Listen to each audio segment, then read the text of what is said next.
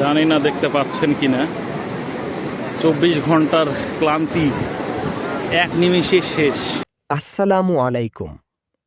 অবশেষে দীর্ঘ ২৪ ঘন্টার জার্নি শেষে আমরা পৌঁছে গেছি কক্সবাজারে। হোটেলে গিয়ে আগে একটু ফ্রেশ হয়ে নিলাম, কারণ সবাই এতটাই ক্লান্ত ছিলাম যে দাঁড়ানোর শক্তিও ছিল না। কিছুক্ষণ রেস্ট নেওয়ার পর আর অপেক্ষা করতে পারলাম না, সোজা চলে গেলাম সমুদ্রের ধারে। সমুদ্রের সেই বিশাল ঢেউ, ঠান্ডা বাতাস আর চারপাশের সেই সুন্দর পরিবেশ এক কথায় অসাধারণ। মনে হচ্ছিল এত কষ্ট করে আসাটাই সার্থক। কিন্তু রাত হয়ে যাওয়ায় বেশি সময় আর বিচে থাকা হলো না, কারণ এত বড় জার্নির পর শরীরটাও একটু বিশ্রাম চাইছিল। হোটেলে ফিরে মুরগি দিয়ে গরম ভাত খেয়ে চোখ বন্ধ করতেই ঘুম। পরের দিন খুব সকাল সকাল ঘুম থেকে উঠে আবার চলে গেলাম সমুদ্রের ধারে।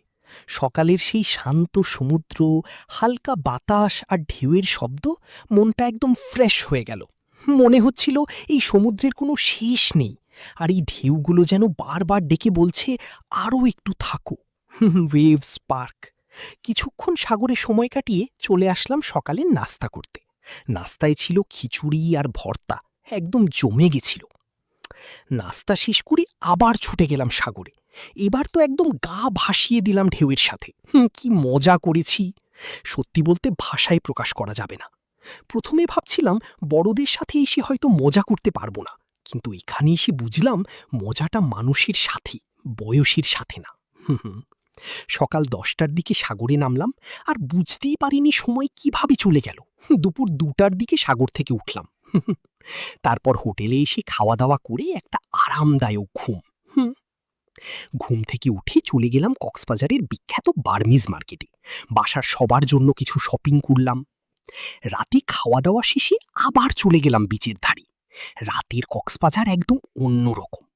ঢেউয়ের শব্দ, হালকা অন্ধকার আর সেই ঠান্ডা বাতাস, মনে হচ্ছিল সময়টা এখানেই থেমে যাক।